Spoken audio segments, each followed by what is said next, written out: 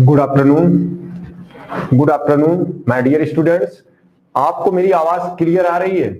क्या साफ साफ दिखाई दे रहा है? यहाँ पे लिखा हुआ फ्लूइड मैकेनिक्स, क्या एक क्लियर है? जल्दी से हमको बताएं, थम्स अप करके जल्दी से बताएं। क्या आप लोग रेडी हैं और आपको वॉइस क्लियर है और दिखाई दे रहा है स्पष्ट? जल्दी से बताइए। गुड आफ्टरनून, गुड आफ्टरनून, आप सभी को गुड आफ्टरनून। बताइए फ्लूइड मैकेनिक्स जो यहाँ पे लिखा है विजुअलिटी क्लियर है? क्या साफ साफ दिखाई दे रहा है? जल्दी से थम्स अप करके बताइए, जल्दी से बताइए, जल्दी से हमको बताइए क्या है क्लियर आ रहा है, दिखाई दे रहा है? जल्दी, आवाज क्लियर है, वॉइस क्लियर है? कल से क्या बेहतर फील कर रहे हो? कल की अपेक्षा अच्छा है?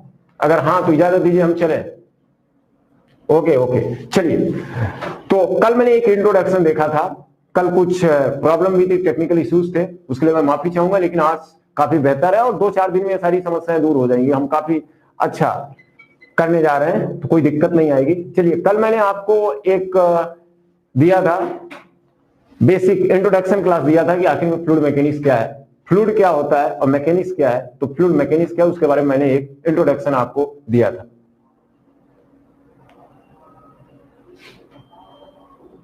चलिए, कहने का मतलब कल फ्लूइड मैकेनिक्स का मैंने इंट्रोडक्शन दिया था, बेसिक दिया था, आपको बताया था कि फ्लूइड मैकेनिक्स क्या है और इसमें क्या पढ़ते हैं। फ्लूइड क्या है, मैकेनिक्स क्या है, फ्लूइड मैकेनिक्स क्या है, मैकेनिक्स ऑफ सॉलिड क्या है, स्ट्रेंथ ऑफ मटेरियल क्या है, इंजीनियरिंग मैकेनिक्स क्या है, रिजिड बॉडी क्या है, डिफॉर्मेबल बॉडी क्या है, डिफॉर्मेबल मटेरियल क्या होते हैं, इन सब के बारे में आपको एक बेसिक आइडिया कल दिया था। आज मैं आपको फ्लूइड मैकेनिक्स के बारे में बताना चाहता हूं कि इसमें क्या क्या टॉपिक्स हैं, कौन कौन टॉपिक्स हम कवर करेंगे। आपको यूट्यूब पे हम कौन कौन से टॉपिक कवर करेंगे और इसके साथ क्या क्या आपको मिलने वाला है उसके बारे में आपको बता रहे। तो फ्लूइड मैकेनिक्स पहले हम कवर करेंगे, उसके बाद आपका फ्लूइड मशीनरी कवर करेंगे, फिर ओपन चैनल फ्लो कवर करेंगे। तो फ्लूइड मैकेनिक्स फिर आपका क्या हो जाएगा, फ्लूइड मशीनरी हो जाएगा, फिर ओपन चैनल फ्लो हो जाएगा, ठीक है ना। तो फ्लूइड मैकेनिक्स में कौन कौन टॉपिक्स हैं वो जल्दी से मैं आपको बता देता हूं। पहला तो सिलेबस है, आप लिख लीजिएगा हम कौन कौन टॉपिक्स पढ़ाएंगे ताकि आपको इस चीज का क्लियरिटी रहे कि पहला टॉपिक होगा प्रॉपर्टीज, या हमें कहें introduction, introduction of fluid mechanics. Fluid mechanics का इसमें इंट्रोडक्शन होगा, फ्लूइड मैकेनिक्स का इंट्रोडक्शन आपको देंगे। दूसरा, इसी में आपको बात करेंगे कि फ्लूइड क्या होता है, what is the fluid, types of fluid, types of fluid, fluid के टाइप्स क्या हैं इसके बारे में बताएंगे डियर। फ्लूइड के टाइप्स क्या हैं, मतलब फ्लूइड को हम क्लासिफाई करेंगे, फ्लूइड का क्लासिफिकेशन करेंगे, ठीक है ना। और यहां पे हम बात करेंगे कि branches of fluid mechanics, branches of fluid mechanics, fluid mechanics की ब्रांचेस के बारे में बात करेंगे, फ्लूइड मैकेनिक्स की ब्रांचेस के बारे में बात करेंगे, ठीक है dear. Branches of fluid mechanics, fluid mechanics की ब्रांचेस के बारे में बात होगी, बस इसमें हम थोड़ा सा आपको दिखाएंगे इसका, ठीक। And scope and history, history development of fluid mechanics.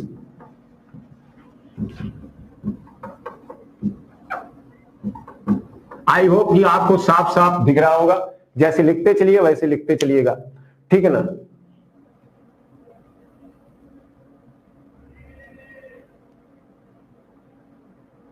Okay, ध्यान से देखिए।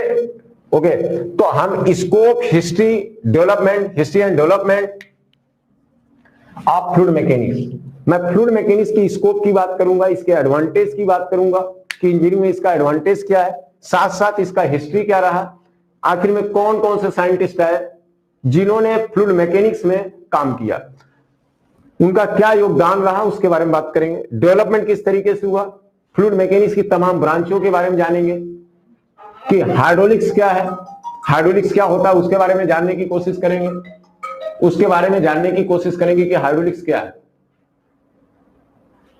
समझ रहे हैं ना, हाइड्रोलिक्स क्या है उसके बारे में, न्यूमेटिक्स क्या है, रिहोलॉजी क्या है, मतलब फ्लूइड मैकेनिक्स की कौन कौन ब्रांचेज है, उसमें क्या क्या स्टडी करते हैं, उसके बारे में डियर हम जानने का प्रयास करेंगे। तो पहले टॉपिक में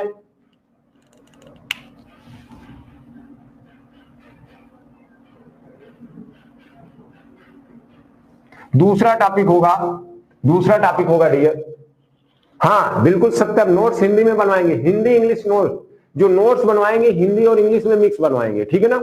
नोट्स जो भी बनवाएंगे हिंदी और इंग्लिश में मिक्स बनवाएंगे, बिल्कुल निश्चित रहिए। हम ज्यादा हिंदी शब्दों का यूज करेंगे, ज्यादा हिंदी तरीके से ही पढ़वाएंगे, हिंदी के तरीके से ही पढ़ाएंगे, हिंदी लैंग्वेज ही ज्यादा मोस्टली यूज करेंगे। आप बिल्कुल निश्चिंत रहिए, हिंदी में ही नोट्स बनवाएंगे, बिल्कुल बेफिक्र रहिए, ठीक है ना। ओके, दूसरा देखें, इंग्लिश में बिल्कुल नहीं यूज करेंगे, इंग्लिश बहुत कम यूज करेंगे, बिल्कुल परेशान ना होइए, बिल्कुल परेशान ना होइए। हिंदी में नोट्स बनवाएंगे, टेक्निकल शब्द इंग्लिश में लिखवा देंगे, ठीक है ना, बिल्कुल निश्चिंत रहिए। ओके, चलिए दूसरा टॉपिक हम बात करेंगे, प्रॉपर्टीज ऑफ फ्लूइड। फ्लूइड की प्रॉपर्टीज के बारे में बात करेंगे।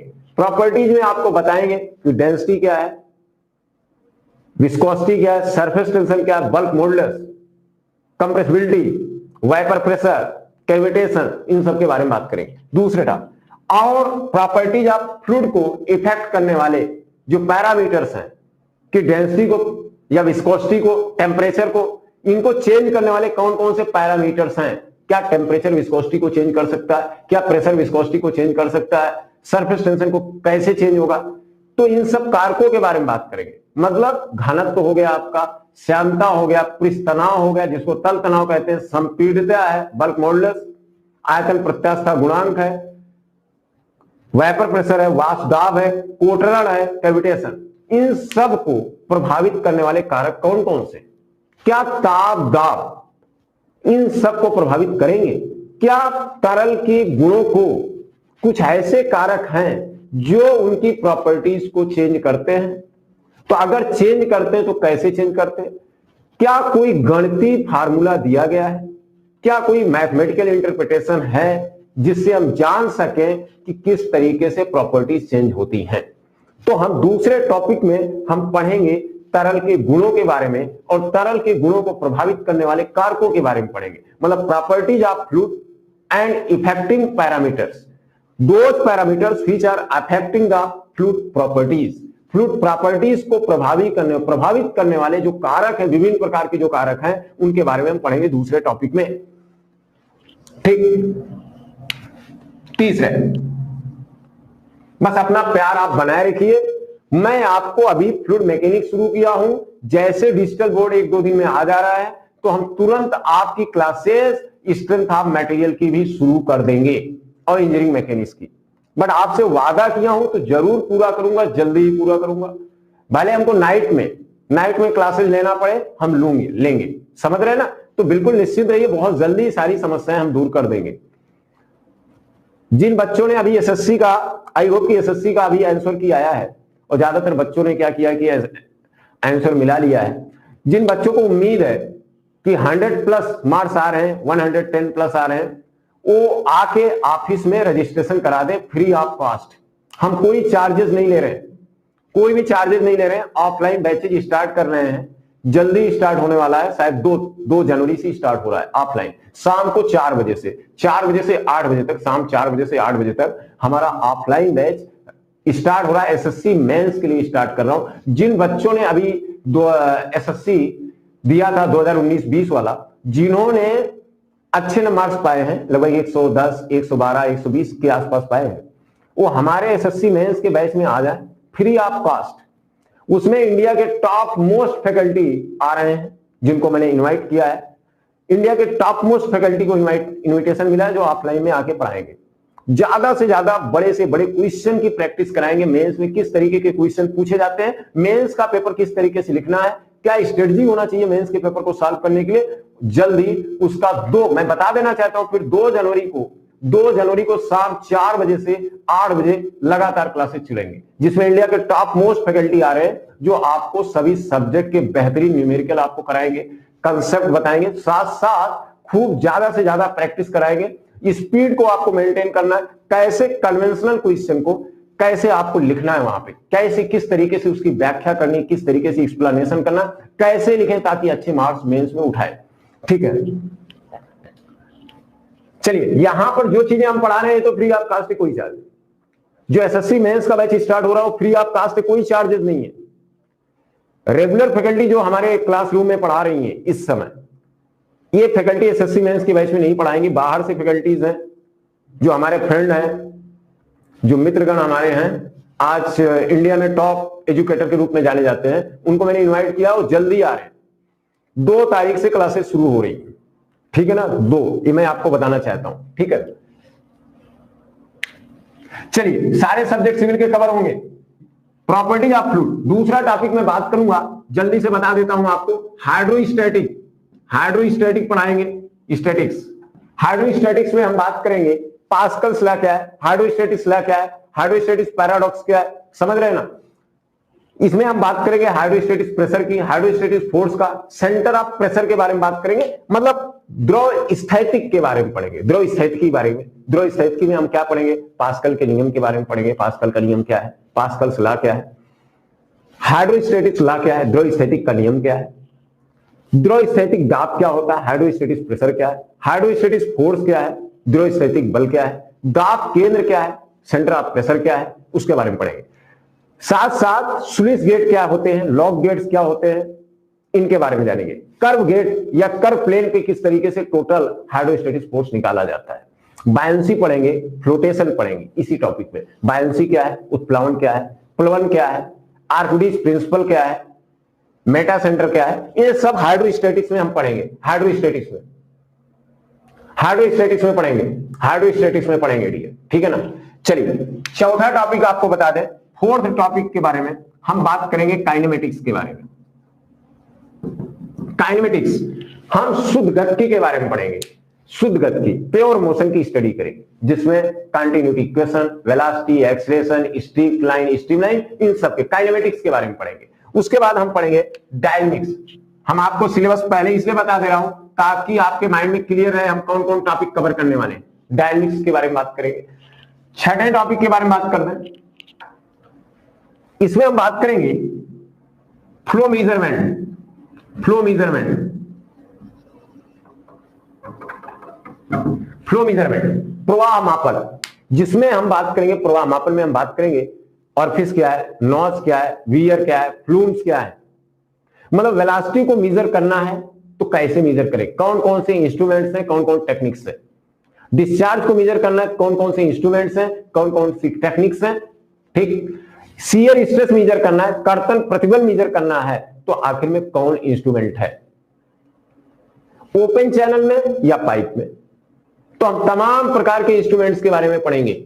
डेंसिटी को मेजर करना है या स्पेसिफिक ग्रेविटी को मेजर करना है, कौन कौन से इंस्ट्रूमेंट है। विस्कोसिटी को मेजर करना है, श्यानता को मेजर करना है, तो कौन सा इंस्ट्रूमेंट है, कौन से एक्सपेरिमेंट किए जाते हैं। तो इसमें हम हाइड्रोलिक्स में जितने एक्सपेरिमेंट आप लोग करते हैं, हाइड्रोलिक्स लैब में हम लोग ज्यादातर जो एक्सपेरिमेंट्स करते हैं उन सब के बारे में यहां बात करेंगे। Flow measurement and hydraulics lab experiments. Hydraulics lab में जो जो एक्सपेरिमेंट आपने किया है, चाहे वो विस्कोसिटी निकालते वक्त श्यानता आपने निकाला था, चाहे डियर आपने डेंसिटी कैलकुलेट किया था, या डिस्चार्ज मेजर करने के लिए, वो सारी चीजें हम यहां पे पढ़ेंगे। पिटार्ड ट्यूब है, आपने पढ़ा है, पिटार्ड ट्यूब के बारे में पढ़ा होगा, वेलोसिटी रॉड के बारे में पढ़ा होगा, और फिर से इसके बारे में पढ़ा है, नॉच पढ़ा है, माउथ पीस पढ़ा है आपने। इन सब के बारे में हम यहां पे पढ़ेंगे। प्रेशर मेजरमेंट के बारे में भी पढ़ेंगे कि दाब मापी क्या है, दाब को कैसे मेजर किया जाए। कहने का मतलब है कि फ्लो मेजरमेंट में हम पढ़ेंगे डेंसिटी को कैसे मेजर किया जाए, घनत्व को, स्पेसिफिक ग्रेविटी को कैसे मेजर किया जाए। अगर कोई तरल है, मेरे पास कोई लिक्विड है, तो उसका डेंसिटी कैसे मापे, उसका घनत्व कैसे मापे। क्या कोई इंस्ट्रूमेंट है जिससे हम डेंसिटी मेजर कर सकते हैं? आपको पता होगा पिक्नोमीटर से हम डेंसिटी मेजर करते हैं। स्पेसिफिक ग्रेविटी कैसे किसी तरल का मापे, तो हमारे पास क्या है, हाइग्रोमीटर है। हाइड्रोमीटर है ना, हाइड्रोमीटर से हम पता करते हैं। हाइड्रोमीटर से हम क्या पता करते हैं, स्पेसिफिक ग्रेविटी। तो हम हाइड्रोमीटर देखेंगे कैसे काम करता है। प्रेशर, अगर कहीं फ्लूइड है या फ्लूइड फ्लो कर रहा है, तो प्रेशर को कैसे मेजर करें। प्रेशर को मेजर करने के लिए हमारे पास कौन कौन से इंस्ट्रूमेंट हैं, मतलब प्रेशर गेजेस के बारे में बात करेंगे, बैरोमीटर के बारे में बात करेंगे, टाइप्स ऑफ प्रेशर गेजेस के, हर प्रेशर गेज का जितना भी जो दाब मापियां हैं, उनके लिमिटेशन क्या है, वो कहां तक प्रेशर को मेजर कर सकते हैं, उसको किस कंडीशन में यूज करना चाहिए, उनके बारे में क्या करेंगे, बात करेंगे।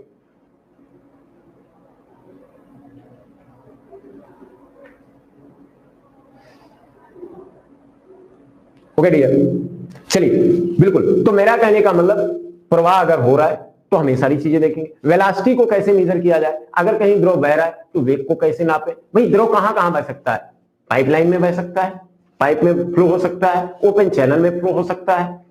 तो हमारा मकसद है कि अगर वेलोसिटी को मेजर करना है तो ओपन चैनल में, खुली वाहिका में प्रवाह हो रहा है या हमारी पाइपलाइंस में फ्लो हो रहा है, तो आखिर में वेलोसिटी को कैसे मेजर करें। तो वेलोसिटी को मेजर करने के लिए आपके पास पिटाट ट्यूब है ना, पिटाट ट्यूब, प्रेनेटल ट्यूब है या पिटाट स्टैटिक ट्यूब है, फ्लोट है, तरौदा जिसको बोलते हैं तरौदा है, सिंगल फ्लोट है, डबल फ्लोट है ना, करंट मीटर है, वेलोसिटी रॉड है। तो हम क्या करेंगे कि वेलोसिटी मेजर करने के लिए कौन कौन सी टेक्निक्स हैं, कौन कौन से इंस्ट्रूमेंट्स हैं, उनको जानेंगे। शियर स्ट्रेस मेजर करना है तो हमारे पास स्टैंटन ट्यूब है या प्रेस्टन ट्यूब है। तो तमाम प्रकार के इंस्ट्रूमेंट्स के बारे में हम पढ़ेंगे चैप्टर नंबर 6 में। 7th में हम बात करेंगे और ये भी जानेंगे कि ये जो इंस्ट्रूमेंट हैं वो किन के सिद्धांत पे काम करते हैं, किस प्रिंसिपल पे काम कर रहे हैं, उनका सिद्धांत क्या है। और ये भी जानने का प्रयास करेंगे डियर कि आखिर में, और ये बहुत ज्यादा इंपॉर्टेंट है कि आखिर में इनको किस कंडीशन में यूज करना है, कहां पर यूज करना चाहिए।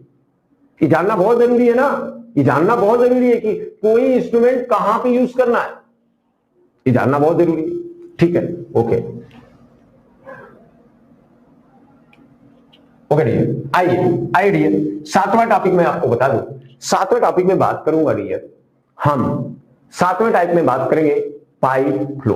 पाइप फ्लो के बारे में बात करेंगे, पाइप फ्लो के बारे में, पाइप फ्लो के बारे में बात करेंगे। पाइप फ्लो में हम पूरी बात करेंगे कि लैमिनार फ्लो, टर्बुलेंट फ्लो और pipe losses. Laminar flow, turbulent flow, pipe losses.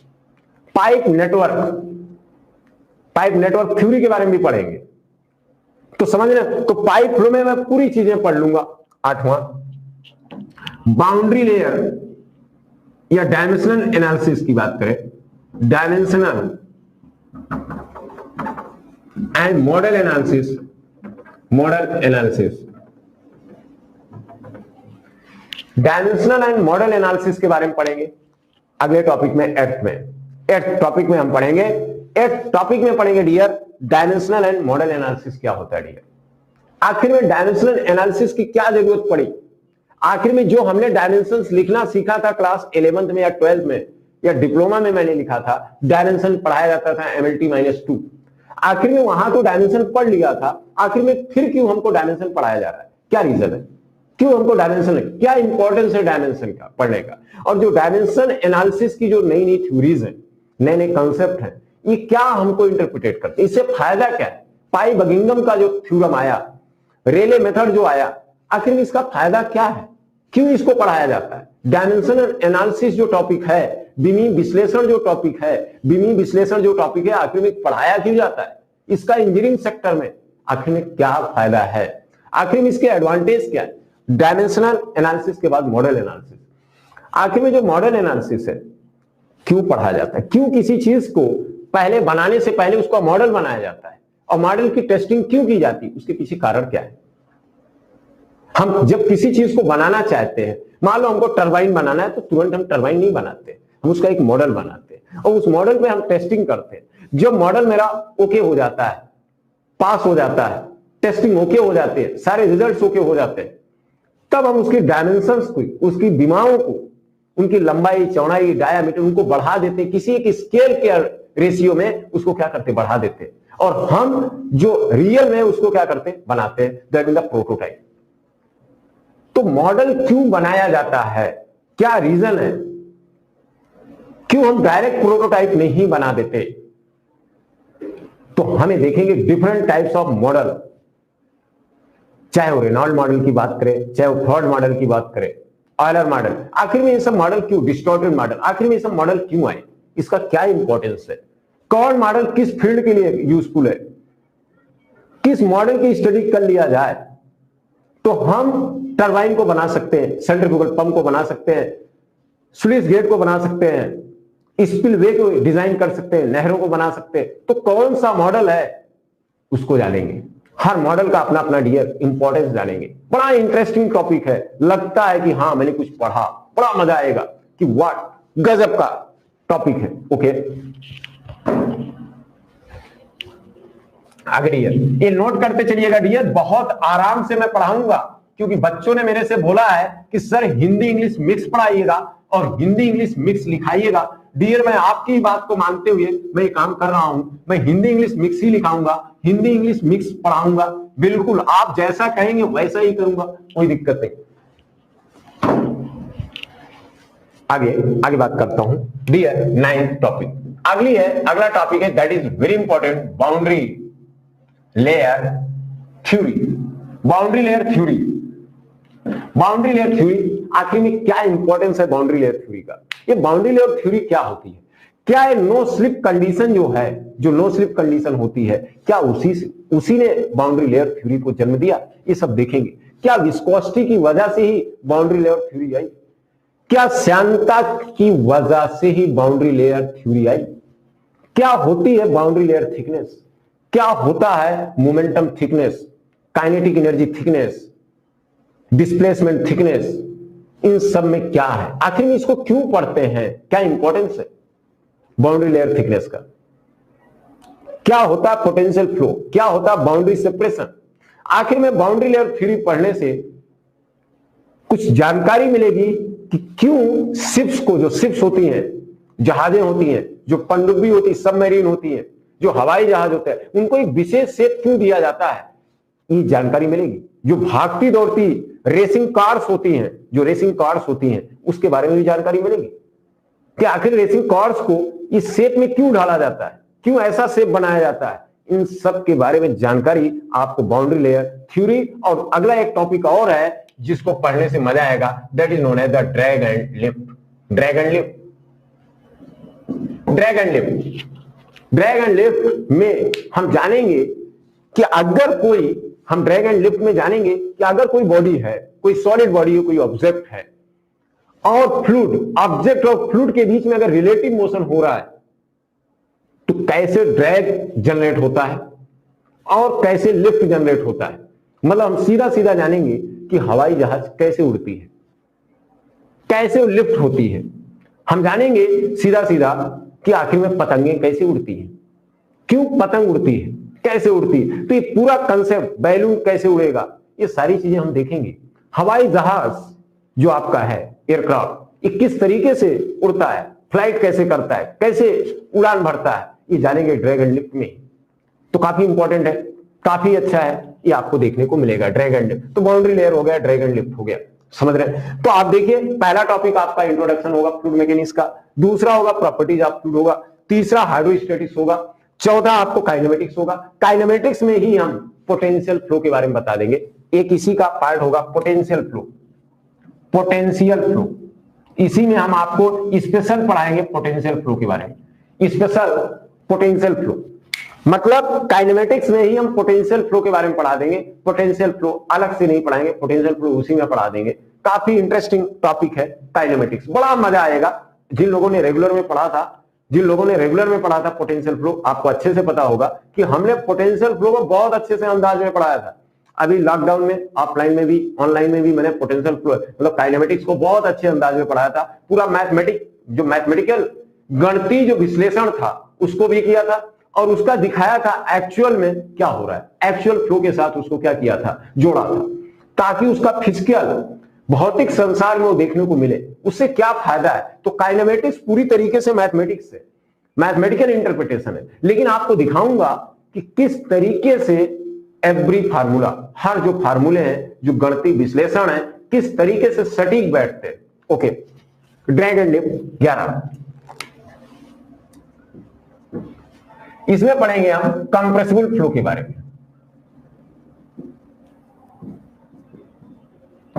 Compressible flow मतलब गैसों का अगर प्रवाह हो रहा है तो इसके बारे में जानेंगे। Compressible flow, dear compressible flow के बारे में इसमें पढ़ेंगे। कंप्रेसिबल फ्लो मतलब गैसों का प्रवाह। तो ये काफी ज्यादा इंपॉर्टेंट टॉपिक है।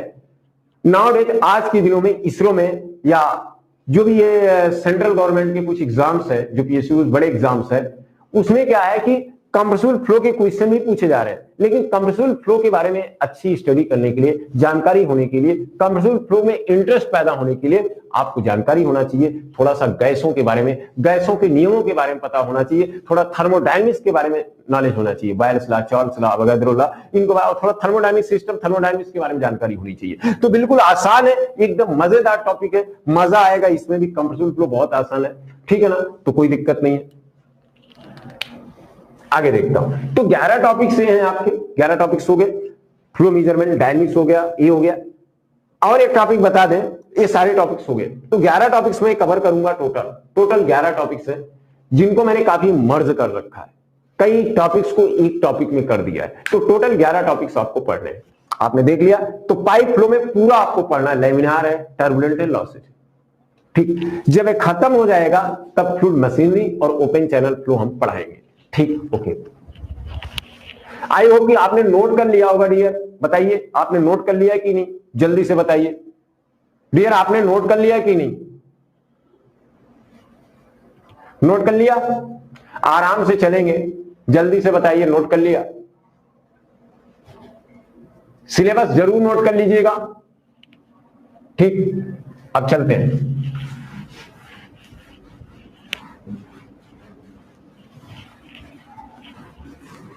क्लासेज मेरी डेली चलेंगी, बिल्कुल परेशान होने की जरूरत नहीं। डियर मैं आपको बता दूं, जैसे जैसे टॉपिक में पढ़ाता जाऊंगा वैसे वैसे आपको ऑब्जेक्टिव क्वेश्चन भी सॉल्व कराते जाएंगे। कन्वेंशनल जो एसएससी मेंस में आते हैं, ईएस या गेट के जो भी क्वेश्चंस हैं आए हुए, मैं सारे question topic to topic solve कराते जाएंगे। तो इसके लिए निश्चिंत रहिएगा, डिजिटल बोर्ड आते ही, आपका स्मार्ट क्लासेस शुरू होते ही आपकी सारी समस्याएं और आसान हो जाएंगी, जितनी भी समस्याएं बहुत आसानी से दूर हो जाएंगी, तो निश्चिंत रहिएगा। चलिए अब हम शुरू करते हैं, ठीक। चलिए, तो फ्लूइड मैकेनिक्स का आई होप कि आपको सिलेबस पता हो गया, कौन कौन टॉपिक्स पढ़ना है, सब टॉपिक्स के बारे में थोड़ा थोड़ा सा आपको बताया कि आखिर में क्या है। Am right dear? I am right. कहने का मतलब आपको ये चीजें क्लियर हो गई होंगी कि हमको कौन कौन से टॉपिक पढ़े। हाँ, सभी टॉपिक, सभी क्लासेज फ्री में चलेंगे डियर, हमारे चार्जेस नहीं है, हम यूट्यूब में फ्री ऑफ कॉस्ट पढ़ा रहे हैं, ठीक है ना डियर, सिर्फ आपके लिए, ताकि आप बेहतर फील कर सको, ठीक है ना, समझ रहे नहीं, इसके कोई चार्जेस नहीं, मेरी क्लासेज जो भी हैं वो यूट्यूब पे लगातार चलेंगी, ठीक है डियर, सिर्फ आपके लिए, ठीक है ना, आपके प्यार के लिए। आइए चलते हैं, तो डियर पहला टॉपिक लिखते हैं, introduction of fluid. Introduction of fluid पहला टॉपिक है, introduction of fluid and fluid mechanics. अब आप लिखना शुरू करेंगे, आराम से पढ़ेंगे घर पर। Introduction of fluid and fluid mechanics.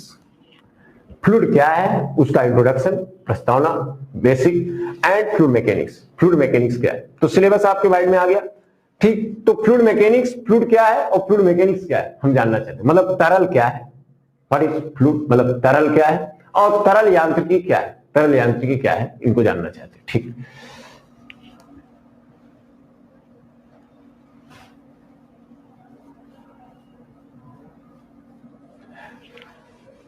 हाँ, मोशन ऑफ फ्लूइड है, डोंट वरी, वो बताएंगे आपको। कोई कंटेनर है, कोई कंटेनर है, उसमें लिक्विड भरा है, कोई कंटेनर है उसमें लिक्विड भरा है, अगर हॉरिजॉन्टल डायरेक्शन में एक्सीलरेट कर रहा है, वर्टिकल डायरेक्शन में एक्सीलरेट कर रहा है, तो आखिर में क्या प्रेशर में परिवर्तन होगा, क्या एच गहराई पे दाब तीव्रता रो जी एच ही होगी या कुछ और होगी, ये चीजें हम देखेंगे, डोंट वरी, हमारे माइंड में है सारी चीजें। चलिए, introduction of fluid and fluid mechanics, उसको डियर मैं हाइड्रोस्टैटिक्स में कवर कर दूंगा, आप परेशान ना होइए, हाइड्रोस्टैटिक्स में ही मैं वो चीज बता दूंगा आपका। मोशन ऑफ फ्लूइड मतलब एक कंटेनर है, उसमें लिक्विड भरा है, किसी का क्वेश्चन था, बता रहा हूं, कोई कंटेनर है उसमें लिक्विड भरा है, अगर वो कंटेनर एक्स डायरेक्शन या वाई डायरेक्शन या जेड डायरेक्शन में अगर एक्सीलरेट करता है, तो एच गहराई पर, उस लिक्विड के अंदर एच गहराई पर, एच डेप्थ में क्या होगी, एच गहराई में दाब तीव्रता क्या होगी, क्या रोजीएच ही होगी या कुछ और होगी, समझ रहे हैं ना। तो इसके बारे में पढ़ाऊंगा। या कोई कंटेनर है एक्स डायरेक्शन में या वाई डायरेक्शन में, जेड डायरेक्शन में, हॉरिजॉन्टल डायरेक्शन में मोशन कर रहा हो या वर्टिकल डायरेक्शन में मोशन कर रहा हो, तो एच और उसकी वेलोसिटी क्या हो, कांस्टेंट हो, अगर कोई कंटेनर है वो एक्स डायरेक्शन में या वाई डायरेक्शन या जेड डायरेक्शन में एक नियत वेग से, एक कांस्टेंट वेलोसिटी से अगर मोशन कर रहा है, तो क्या उस लिक्विड के अंदर एच गहराई पे जो दाब तीव्रता है, एच डेप्थ पे जो दाब तीव्रता है, प्रेशर इंटेंसिटी है, क्या वो ρgh ही होगी या कुछ और होगी?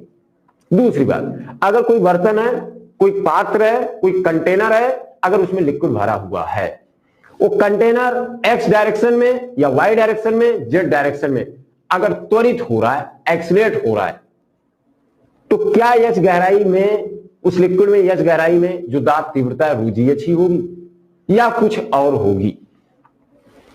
ये हम पढ़ाएंगे कहां? उसी हाइड्रोस्टैटिक्स जैसे खत्म होगा उसी में ये चीज हम बता देंगे।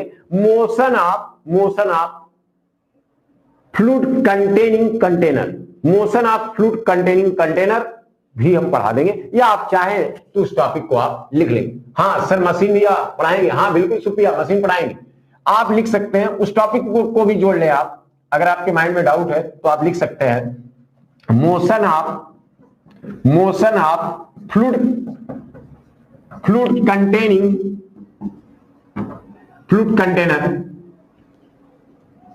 कंटेनर आप लिख सकते हैं, ठीक है ना। ये भी टॉपिक हम कवर करेंगे, हाइड्रोस्टैटिक्स के जस्ट बाद कवर कर देंगे। तो मोशन ऑफ फ्लूइड कंटेनर मतलब अगर एक कंटेनर है उसमें फ्लूइड है और एक नियत वेग से जा रहा है तब क्या होगा, अगर एक कांस्टेंट एक्सीलरेशन से जा रहा है, एक नियत त्वरण से गतिमान है तब क्या होगा, तो ये भी हम कवर कर देंगे।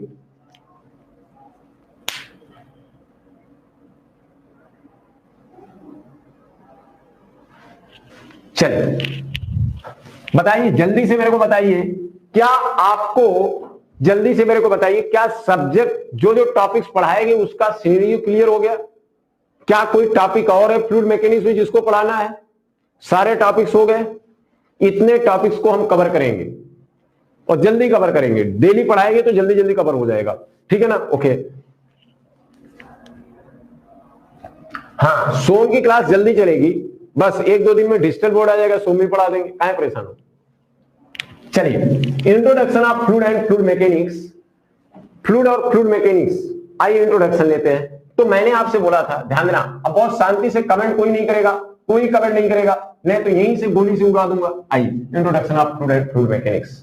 तो मैं एक बात कर रहा था, पहले मैं जानूं फ्लूइड क्या है, तो लिख रहा हूं, चलिए लिखिएगा आप फ्लूइड। फ्लूइड को हिंदी में बोलते हैं तरल, क्या बोलते हैं? तरल। तो देखिए बेसिक डिफिनेशन कल बताया था कि द स्टेट ऑफ मैटर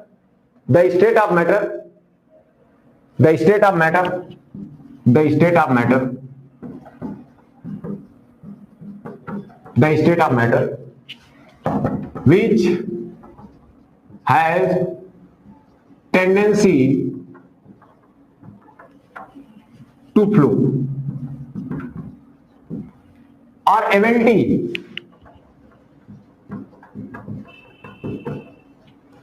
ठीक, the state of matter which have tendency और ability to flow under the influence of a small magnitude of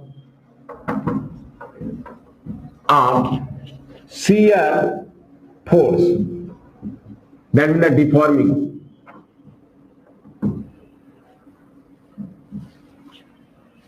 मैंने क्या बोला बाबू?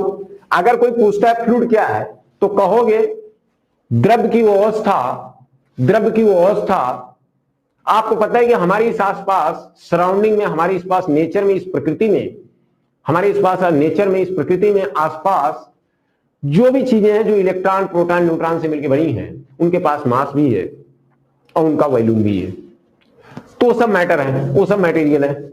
अगर उन पे हम थोड़ा सा भी शियर फोर्स लगाते हैं, थोड़ा सा भी कर्तन बल लगाते हैं, स्पर्शी बल लगाते हैं, डिफॉर्मिंग फोर्स जिसको हम बोल रहे हैं, थोड़ा सा डिफॉर्मिंग फोर्स लगाते हैं उस मटेरियल पे, थोड़ा सा स्मॉल मैग्नीट्यूड, अगर उस बहना शुरू कर दे, टेंडेंसी हो जाए बहने की, अगर उसका डिफॉर्मेशन होना शुरू हो जाए तो हम बोलते हो कि क्या है? फ्लूइड है। तो आप एक चीज कह सकते हो, द स्टेट ऑफ मैटर, द्रव की अवस्था, विच हैव टेंडेंसी और ability to flow under the influence of small magnitude of the shear force. मतलब हम ये कह सकते हैं, मैं कह सकता हूं when we applied a small amount of shear force on the fluid. हम इसका मतलब ये लिख रहे हैं, इसका मतलब ये लिख सकते हैं when a small magnitude of shear force is applied on fluid, then fluid goes permanent plastic deformation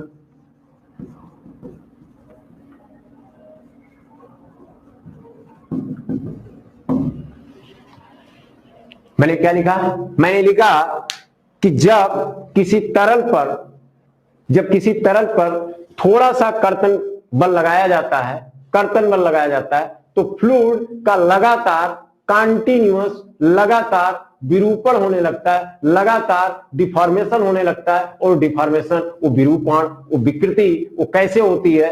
वो होती कैसे है? प्लास्टिक डिफॉर्मेशन होता है। क्या लिखा हूं? परमानेंट डिफॉर्मेशन होता है, प्लास्टिक डिफॉर्मेशन, लगातार डिफॉर्मेशन होता रहता है। Is it clear? Plastic deformation मतलब अगर फोर्स को हम हटा लें तो लिक्विड वापस नहीं आएगा। जो सॉलिड में क्या होता है कि अगर हम फोर्स लगाते हैं और फोर्स को हटा देते हैं तो वापस आ जाता है। निखिल, मैं ब्लॉक कर दूंगा आपको, हमेशा के लिए ब्लॉक कर देंगे, ध्यान रखिएगा। इसके लिए ऑफिस में संपर्क करिए, मैं ब्लॉक कर दूंगा हमेशा के लिए आपको।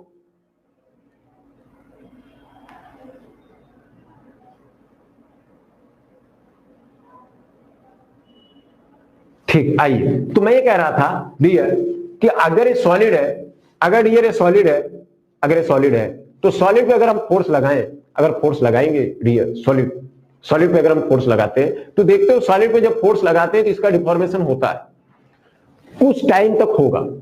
जैसे आप फोर्स लगाते हो तो डिफॉर्मेशन शुरू होता है और थोड़े टाइम बाद रुक जाता है, और जब फोर्स हटाते हैं तो सॉलिड वापस आ जाता है। इस ऐसे डिफॉर्मेशन को इलास्टिक डिफॉर्मेशन कहते हैं। कभी कभी सॉलिड पर इतना फोर्स लगा देते हैं कि डिफॉर्मेशन कुछ होगा, और जब फोर्स हटा देते हैं तो सॉलिड वापस आता है, अपनी शेप को रिगेन करता है, लेकिन पूरा नहीं कर पाता है। कुछ पार्ट कुछ रिगेन करता है, कुछ रह जाता है डिफॉर्मेशन। तो जितना रिगेन कर लेता है उसको इलास्टिक डिफॉर्मेशन, और जितना नहीं कर पाता है उसको प्लास्टिक डिफॉर्मेशन। कभी कभी क्या होता है कि हम किसी सॉलिड पे इतना फोर्स लगाते हैं कि उसका डिफॉर्मेशन हो जाता है, और जब फोर्स हटाते हैं, जो आपने फोर्स लगाया था एक्सटर्नल, जो बाहर से बल लगाया था, जब उसको आप हटा देते हो तो बॉडी वापस आ ही नहीं पाती, मतलब वहीं का वहीं पड़ी रह जाती है। ऐसे डिफॉर्मेशन को डियर बोलते हैं प्लास्टिक डिफॉर्मेशन। प्लास्टिक डिफॉर्मेशन का मतलब बॉडी अब उसी अवस्था में रहेगी। मेरी बात समझ में आ गई? तो प्रत्यास्थ विरूपण क्या है और अप्रत्यास्थ विरूपण क्या है, समझ गए? अप्रत्यास्थ विरूपण क्या है, समझ में आ गया? इलास्टिक डिफॉर्मेशन मतलब प्रत्यास्थ विरूपण, अप्रत्यास्थ विरूपण मतलब इलास्टिक और प्लास्टिक डिफॉर्मेशन, प्लास्टिक डिफॉर्मेशन मतलब अप्रत्यास्थ विरूपण। तो सॉलिड में तीनों प्रकार का विरूपण पाया जाता है डियर। सॉलिड में अगर कोई सॉलिड है, अगर उस पे आप डिफॉर्मिंग फोर्स लगाते हो तो सॉलिड में तीनों प्रकार का डिफॉर्मेशन देखने को मिलता है, elastic deformation, elastic plastic deformation and plastic.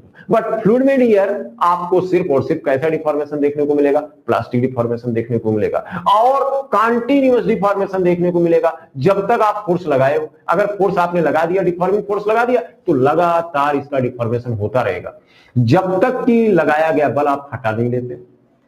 Plastic वहीं का वहीं पड़ा रहेगा, जितना डिफॉर्मेशन हुआ रहेगा। इसलिए कहा जाता है कि फ्लूइड का कंटीन्यूअस डिफॉर्मेशन होता है, कंटीन्यूअस डिफॉर्मेशन होता है।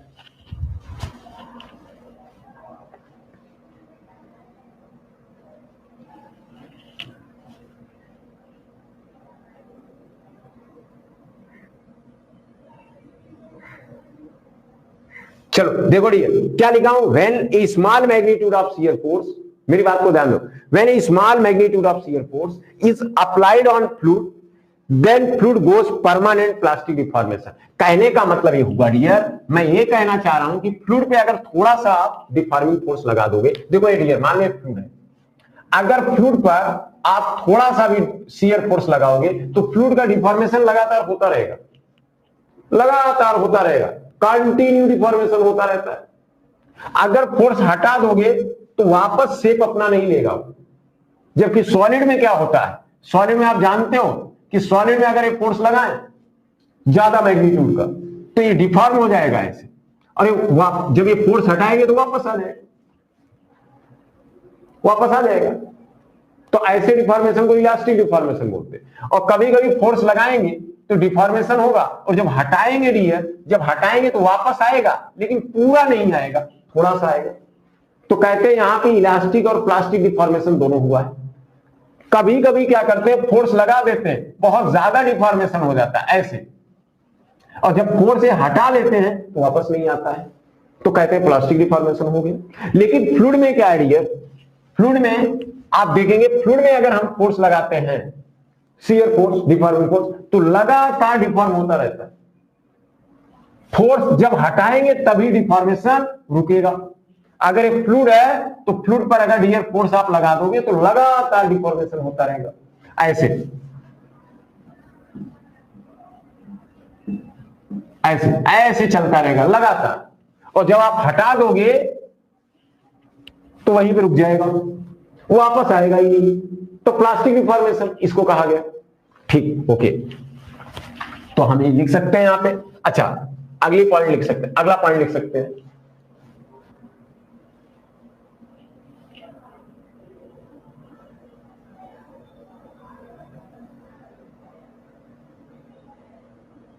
चलिए लिखते चलिएगा, बहुत आराम से पढ़ाएंगे आपको ताकि आपको हर चीज समझ में आए, कोई दिक्कत ना हो, ठीक है ना। ओके, चलिए डियर, तो फ्लूइड में कैसा डिफॉर्मेशन होता है, प्लास्टिक डिफॉर्मेशन होता है, ठीक, ये बात समझिए। और कैसा डिफॉर्मेशन होता है, लगातार होता है, कंटिन्यूअस। जबकि सॉलिड में ऐसा डिफॉर्मेशन नहीं होता, सॉलिड में कुछ देर तक होगा, रुक जाएगा। सॉलिड में कुछ दूर तक डिफॉर्मेशन होगा, जब फोर्स लगाओगे तो कुछ देर तक डिफॉर्मेशन होगा, उसके बाद रुक जाएगा। क्योंकि जितना आप बाहर से लगाए थे बल, डिफॉर्मिंग फोर्स जितना एक्सटर्नल लगाए थे उतना अंदर सेटअप हो जाता है इंटरनल रेजिस्टिंग फोर्स के रूप में, और रोक देता है। लेकिन फ्लूइड में ऐसा नहीं है। फ्लूइड में जब आप फोर्स लगाते हो डिफॉर्मेशन शुरू, और फ्लूइड में थोड़ा सा भी फोर्स लगा दो डिफॉर्मेशन शुरू हो जाता है। फ्लूइड पे थोड़ा सा भी फोर्स लगा दो डिफॉर्मेशन शुरू हो जाता है। लेकिन सॉलिड में थोड़ा सा फोर्स लगाने में डिफॉर्मेशन नहीं हो सकता है। सॉलिड में थोड़ा सा फोर्स लगाने में डिफॉर्मेशन नहीं शुरू होता है, थोड़ा सा ज्यादा जब लगाते हैं, जब ज्यादा, तब जाके उसका शुरू होता है। फ्लूइड में थोड़ा सा बल लगाने पर ही डिफॉर्मेशन शुरू हो जाता है। इसका मतलब क्या है, आप कह सकते हो फ्लूइड में, जो फ्लूइड है उसमें कंटीन्यूअस प्लास्टिक डिफॉर्मेशन होता है, तो आप लिख सकते हैं प्लास्टिक कंटीन्यूअस, सॉरी यहां पे लिखते हैं continuous plastic deformation takes place in fluid under a small magnitude of shear force। ठीक, एक बात। दूसरी बात इंपॉर्टेंट, मेरी बात को समझो। फ्लूइड पर, अगर फ्लूइड पर शियर फोर्स आपने लगाया थोड़ा सा भी, तो रेस्ट में रह ही नहीं सकता, वो मोशन में आ जाएगा, बहना शुरू कर देगा, डिफॉर्मेशन हो जाएगा। तो fluid can not be in the state of rest under the action of, under the influence of small magnitude of shear force. मतलब हम कह सकते हैं कि fluid can not be in the state of rest under the action of shear force। आप एक कह सकते हो कि अगर फ्लूइड पर थोड़ा सा भी कर्तन बल लगा दिया जाए तो फ्लूइड विराम अवस्था में नहीं रह सकता है। इसका मतलब ये हुआ डियर, अगर यहां पे कंटेनर है डियर, अगर एक कंटेनर है डियर, एक बर्तन है और इस बर्तन में कोई फ्लूइड है, दिस द फ्लूइड डियर, क्या है? फ्लूइड है, तरल है। तो अगर हम इस पॉइंट की बात करें तो इस पॉइंट पर देखें हम, भाई एक बात बताओ, किसी तल पर, किसी सतह पर दो ही तरह के स्ट्रेसेस आ सकते हैं, एक नॉर्मल स्ट्रेस, नॉर्मल फोर्स की वजह से, और एक शियर स्ट्रेस, किसकी वजह से? शियर फोर्स की वजह से। यार ये बात बताओ, कोई भी सरफेस है, कोई भी तल है, क्योंकि आप जानते हो स्ट्रेस जो होता है, स्ट्रेस एक टेंसर राशि है। क्या है? टेंसर राशि। स्ट्रेस कैसी राशि है? स्ट्रेस या स्ट्रेन एक प्रदिश राशि। क्या है? प्रदिश राशि, ना तो अदिश है ना तो सदिश है। स्ट्रेस एक टेंसर राशि है, मतलब स्ट्रेस का मतलब होता है प्रतिबल। तो प्रतिबल या विकृति, प्रतिबल विकृति है, ना तो अदिश है ना तो प्रदिश है, बल्कि ये क्या है? ये आपकी ना तो अदिश है ना तो अदिश है ना तो सदिश, ये प्रदिश है। स्ट्रेस एक टेंसर है, प्रतिबल एक टेंसर राशि है, मतलब प्रदिश। मूवमेंट ऑफ इनर्शिया भी प्रदिश है, आपको बता दें मूवमेंट ऑफ इनर्शिया भी क्या है? प्रदिश है। प्रदिश वे राशियां हैं जो ना तो अदिश हैं ना तो प्रदिश है, ना तो सदिश है। प्रदिश वे राशियां हैं, वे भौतिक राशियां हैं, वे फिजिकल क्वांटिटीज हैं जो ना तो अदिश हैं ना तो सदिश है। तो जो मूवमेंट ऑफ इनर्शिया है, जड़त्व आघूर्ण है, जिसे आई से आप दिखाते हैं, आई बराबर एम आर स्क्वायर या आई बराबर ए आर स्क्वायर, या बात करें स्ट्रेस जो है, जो प्रतिबल है डियर, या जो विकृति, ये सब क्या है? प्रदिश है। और प्रदिश को बताने के लिए आपको क्या क्या जरूरत पड़ती है? आपको मैग्नीट्यूड की जरूरत पड़ेगी, मैग्नीट्यूड मतलब परिमाण की जरूरत पड़ेगी डियर, डायरेक्शन की जरूरत पड़ेगी, और किसी एक प्लेन की भी जरूरत पड़ेगी। तो स्ट्रेस को बताने के लिए आपको क्या चाहिए होता है? प्लेन चाहिए होता है, डायरेक्शन चाहिए होता है, और मैग्नीट्यूड चाहिए होता है। मतलब जब भी कभी स्ट्रेस बताना हो तो आपको बताना पड़ेगा इस प्लेन पर इतना स्ट्रेस है, तो मैग्नीट्यूड बताना पड़ेगा। प्लेन भी बताना पड़ेगा आपको कि वो प्लेन कौन सा है और उस पर किस टाइप का स्ट्रेस है, that mean the direction. Direction का मतलब स्पर्शी है कि नॉर्मल है, स्पर्शी है, प्लेन की स्पर्शी है कि डायरेक्शन है। समझा रहा हूं ये, समझा रहा हूं, ठीक है, परेशान लो। आइए तो देखिए डियर, मेरी बात को समझो। तो अब देखिए, मान लीजिए ये फ्लूइड है। अब फ्लूइड पर मैंने मेरा कहने का ये क्या है? फ्री सरफेस है डियर। फ्री सरफेस का मतलब ये होता है, ये क्या है? फ्री सरफेस है, this is the free surface dear. ये क्या है? Free surface. फ्री सरफेस मैं कई बार आपको बता चुका हूं। फ्री सरफेस वो सरफेस होती है डियर जो एयर के संपर्क हो। कई बार ये बात मैंने आपको बताया है, क्लास में भी बताया कि फ्री सरफेस वो सरफेस है, किसी लिक्विड की फ्री सरफेस वो सरफेस है जहां जो किसके अदर फ्लूइड के संपर्क में हो। जैसे एक फ्लूइड है, इसके बाद दूसरा फ्लूइड है, तो ये फ्लूइड कैसा होना चाहिए? गैसियस होना चाहिए। तो ये लिक्विड, तो ये एक प्रकार की फ्री सरफेस है। मतलब इसमें एक प्रकार से कह दें तो एटमॉस्फेरिक प्रेशर काम कर रहा है। यहां पे क्या काम कर रहा है? एटमॉस्फेरिक प्रेशर काम कर रहा है, ठीक है ना? ये एटमॉस्फेरिक प्रेशर यहाँ पे क्या कर रहा है? काम कर रहा है। यहाँ पे एटमॉस्फेरिक प्रेशर काम कर रहा है, ठीक।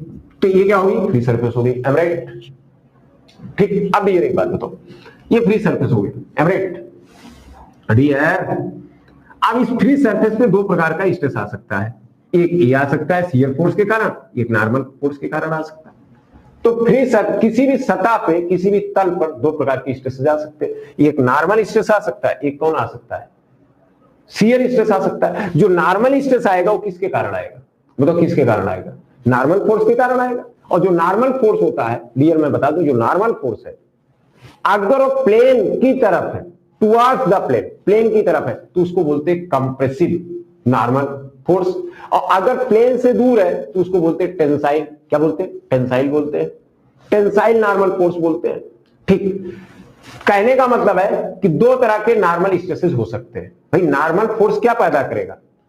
भाई मेरा कहने का मतलब ये तल है, तो ये जो तल है डियर, इसके लंबवत कोई भी बल हो सकता है, इस बल को क्या बोलेंगे? नॉर्मल फोर्स बोलेंगे। अगर किसी तल के परपेंडिकुलर कोई फोर्स है तो उसको नॉर्मल फोर्स बोलेंगे। नॉर्मल फोर्स दो प्रकार का हो सकता है, या तो प्लेन की तरफ हो सकता है, टुवर्ड्स द प्लेन, या away from the plane, plane से दूर हो सकता है। अगर प्लेन से दूर है तो उसको क्या बोलेंगे? ना, उसको बोलेंगे टेंसाइल, और प्लेन की तरफ है तो उसको क्या बोलेंगे, कंप्रेसिव बोलेंगे। राइट। ऐसे अगर ये आपका तल है रियर, अगर ये क्या है, शियर है, ये शियर क्योंकि प्लेन की स्पर्शी, ठीक। तो प्लेन की स्पर्शीय तो इसको बोलते हैं हम क्या, शियर फोर्स या टेंजेंशियल फोर्स होता है। अब ध्यान देना, जो नॉर्मल जो फोर्स होता है, जो नॉर्मल फोर्स होता है, वो जो स्ट्रेस पैदा करता है उसको नॉर्मल स्ट्रेस बोलते हैं। भाई जब डिफॉर्मेशन होगा तो स्ट्रेस तो आएगा ही। अच्छा, तो नॉर्मल फोर्स के कारण नॉर्मल स्ट्रेस पैदा होगा, शियर फोर्स के कारण शियर स्ट्रेस पैदा होगा। तो जो नॉर्मल फोर्स है वो दो प्रकार का होता है, एक कंप्रेसिव होता है और एक टेंसाइल होता है। तो कंप्रेसिव के कारण कंप्रेसिव स्ट्रेस पैदा होगा और टेंसाइल के कारण टेंसाइल स्ट्रेस पैदा होगा। ऐसे शियर फोर्स दो प्रकार के होते हैं, एक क्लॉकवाइज शियर स्ट्रेस, एक क्लॉकवाइज शियर फोर्स, एक एंटी क्लॉकवाइज होता है। तो क्लॉकवाइज के कारण क्लॉकवाइज शियर स्ट्रेस आएगा, एंटी क्लॉकवाइज के कारण एंटी क्लॉकवाइज शियर स्ट्रेस आएगा। Am right?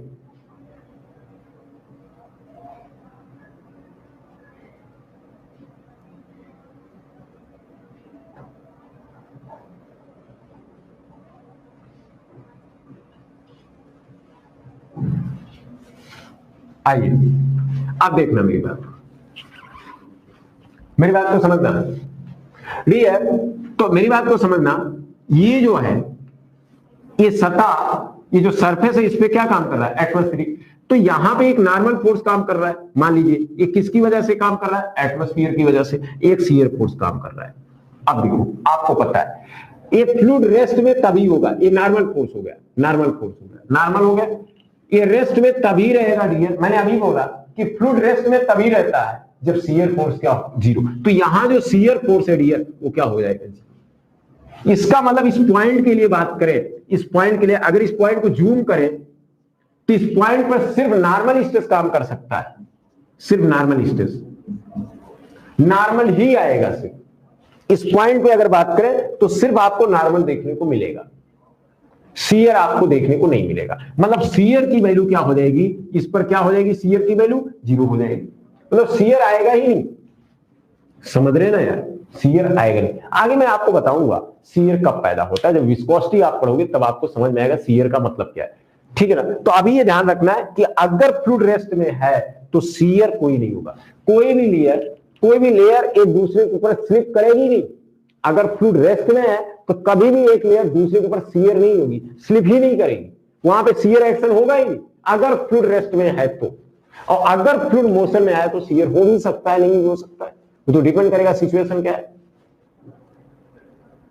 शियर तब होगा जब एक लेयर दूसरे लेयर के ऊपर क्या कर रही होगी, रिलेटिव मोशन कर रही होगी, रिलेटिव मोशन कर रही होगी, सापेक्ष गति। एक लेयर का वेग कम होगा, दूसरी का ज्यादा होगा, तब वहां पे शियर होगा। इसका मतलब है शियर फोर्स अगर होगा तो एक लेयर दूसरे के ऊपर स्लाइड कर रही होगी, डिफॉर्म हो रही होगी। इसका मतलब वहां पे क्या हो रहा होगा, डिफॉर्मेशन हो रहा होगा, प्लास्टिक डिफॉर्मेशन हो रहा होगा। तो यहां पे बताइए क्या, यहां पे बताओ मेरे को, बताइए यहां पे क्या हो रहा है, क्या यहां पे डिफॉर्मेशन हो रहा है, नहीं हो रहा है।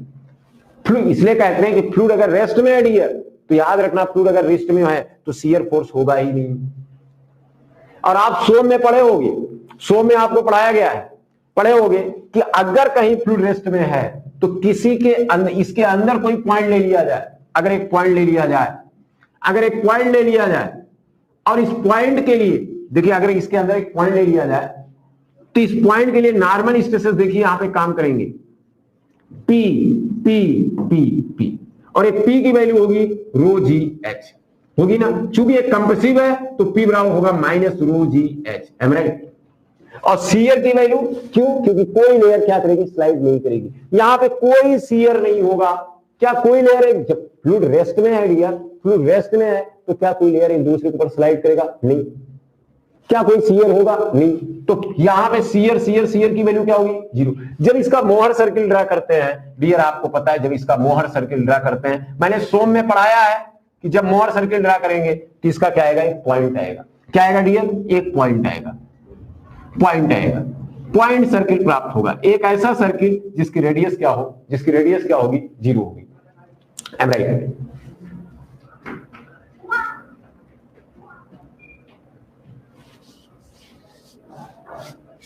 बताइए तो आपसे अगर कोई पूछे तो बताइए क्या स्टैटिक फ्लूइड में शियर फोर्स होगा? अगर फ्लूइड रेस्ट में है तो क्या शियर फोर्स हो सकता है? जल्दी से बताइए, क्या शियर फोर्स हो सकता है? नहीं हो सकता, कभी भी नहीं होगा। बताइए क्या हो सकता है? बताइए। नहीं होगा, बिल्कुल अलका जी, बिल्कुल नहीं होगा। आइए आगे। और सिर्फ कौन सा स्ट्रेस होगा, सिर्फ कौन सा फोर्स काम करेगा? जल्दी से बताइए कमेंट करके। अगर फ्लूइड रेस्ट में होगा तो कौन सा फोर्स काम करेगा? जल्दी से बताइए। अगर फ्लूइड रेस्ट में है तो शियर फोर्स तो काम नहीं करेगा, तो कौन सा काम करेगा? जल्दी बताइए कौन सा फोर्स? Normal stress. शाबाश, यूट्यूब पे एकदम बिल्कुल नॉर्मल स्ट्रेस। तो याद रखना, क्वेश्चन एग्जाम में पूछा गया, ऑब्जेक्टिव बुक्स में भी मिलेगा कि स्टैटिक फ्लूइड में सिर्फ नॉर्मल स्ट्रेसेस काम करते हैं, शियर स्ट्रेसेस नहीं काम करते। तो ये हो गया आपका। अगली बात, अब मोहर सर्किल अगर खींचोगे तो मोहर सर्किल क्या मिलेगा? एक सेंटर। जब सोम पढ़ाएंगे तो और अच्छे से क्लियर हो जाएगा। एनीवे, बट सोम का चीज है। आइए देखिए यहाँ पे मैं डिटेल में। ओके, आइए, बहुत अच्छी बात। आगे बात करें। अब देखो एक डिफिनेशन और आपसे बोलते हैं, एक डिफिनेशन और देते हैं। अगर कोई पूछता है फ्लूइड कैसे पहचाना जाए, फ्लूइड को कैसे पहचाने, तो बड़ा अजीब सा है। डियर एक बात तो, फ्लूइड मैटर की वो स्टेट है जिसका शेप ही नहीं फिक्स है डियर, जिसका शेप ही नहीं फिक्स है। जिस कंटेनर में रखोगे उसी कंटेनर में हो जाएगा। मान लो 4 लीटर पेट्रोल लाते हो और जिस पाथ में रख दोगे उसी का आकार ले लेगा कि नहीं? आकृति उसी। देखो भाई एक बात बताओ, अगर 4 किलो, मान लो 4 किलो लाते हो, 4 किलो पेट्रोल लाते हो, पेट्रोल अगर इस पात्र में रखते हो तो शेप देखिए ऐसा हो गया। अगर इस पात्र में रखते हो, इस कंटेनर में रखते हो तो शेप ऐसा हो जाएगा। अगर इस कंटेनर में रखते हो तो शेप इसका क्या हो गया? अलग। तो मैंने आपसे क्या बोला कि जो फ्लूइड है उसका शेप क्लियर नहीं। देखो शेप इसका क्या हो गया? चेंज हो गया। 4 किलो पेट्रोल अगर लाओगे तो अलग अलग बर्तन में उसका शेप अलग होगा। अच्छा, लेकिन अगर यहीं पे 4 किलो गैस लाओगे तो उसका भी तो शेप अलग अलग होगा। मेरा समझ, मतलब उसी बर्तन की आकृति ले लेगा, जबकि सॉलिड में ऐसा नहीं है। सॉलिड को एक जगह से दूसरी जगह रखोगे तो उसका शेप वही रहेगा। जिस बर्तन में रख दोगे, जहां भी रख दोगे सॉलिड को, यही पेन आप चाहे जहां ले जाके रख दीजिए, जो शेप है वही तो मिलेगा। हम पॉकेट में रख लें या कहीं और रख लें, किसी बॉक्स में रख दें, बक्से में रख दें, किसी संदूक में रख दें, कहीं भी रख दें, इसका शेप यही तो सिलेंड्रिकल ही तो दिखेगा। बोले यार कुछ और दिखेगा क्या? नहीं। तो कहने का मेरा मतलब हो गया डियर, तो हमें कह सकते हैं डियर, तो फ्लूइड आप कह सकते हो कि द स्टेट ऑफ मैटर, आप कह सकते हो the state of matter dear, the state of matter. मैं बहुत बेसिक से बात कर रहा हूं। The state of matter which shape is undefined, जिसका शेप ही नहीं डिफाइंड है यार, नोन एज फ्लूइड। उसी को हम लोग क्या बोलते हैं डियर? फ्लूइड बोलते हैं। ये भी कह सकते हो आप तरल जो है, द्रव की वो अवस्था है जिसका शेप डिफाइन ही नहीं है, जिसका शेप ही नहीं डिफाइंड।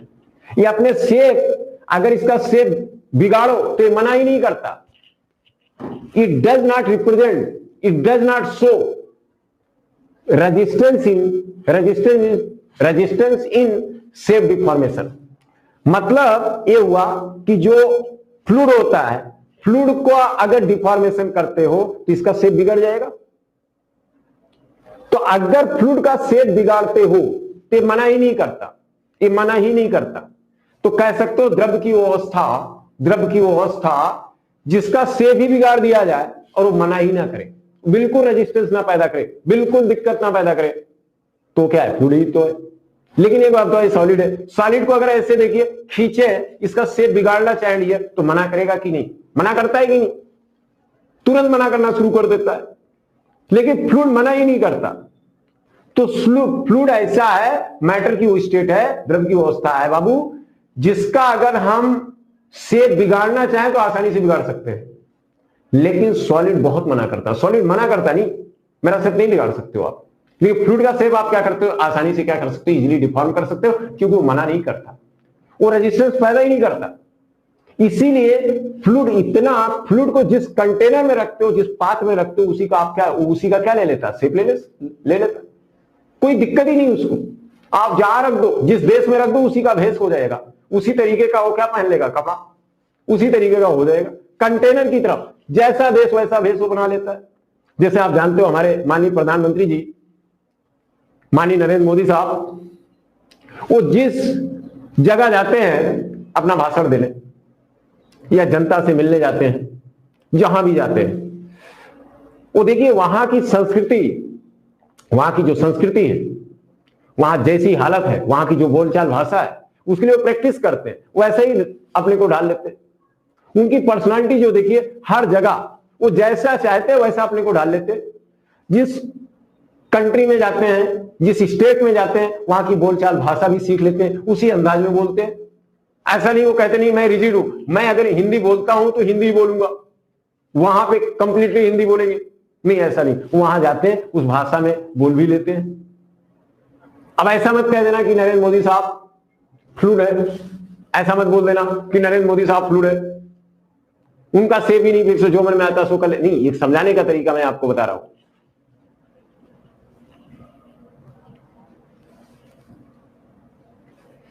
बाबू भाई मेरी बात समझ में आया? तो ऐसे फ्लूइड है, तो देखिए नरेंद्र मोदी साहब क्या करते हैं, जैसा प्रदेश वैसा भेष, वैसा उनकी भूषा वेशभूषा सब बना लेते। ऐसे हमारा फ्लूइड भी है, जिस कंटेनर में रखोगे, जिस प्रदेश में भेजोगे, जिस देश में उसको भेजोगे, वैसा वहां का आकृति ले लेता है, वो अपना विरोध नहीं करता। समझ में ना? ओके, तो हमने कह दिया कि इसलिए कहते हैं कि फ्लूइड, चाहे वो लिक्विड हो चाहे गैस, चाहे लिक्विड हो चाहे गैस, चाहे वो लिक्विड हो चाहे गैस, फ्लूइड ही तो है। उसका शेप डिफाइंड नहीं है, अनडिफाइंड है। लेकिन सॉलिड का जो सॉलिड है उसका शेप डिफाइंड है, कि अगर ये कैसा है, सिलेंड्रिकल है, जहां भी रख दो उसका शेप क्या रहेगा, सिलेंड्रिकल ही रहेगा। M right? ओके, तो कह सकते हैं state of matter which shape is undefined known as the fluid. Dear आप थोड़ा सा डियर क्या होगा ना, अभी थोड़ा हम लोग बेसिक पढ़ लें, आपको तो पता ही है, अभी धीरे धीरे मेरा लेवल उठना शुरू हो जाएगा, तो थोड़ा बेसिक आप पढ़ लो, थोड़ा फ्लूइड को जान लो, समझ लो, फिर मैं मैराथन क्लासेस लूंगा।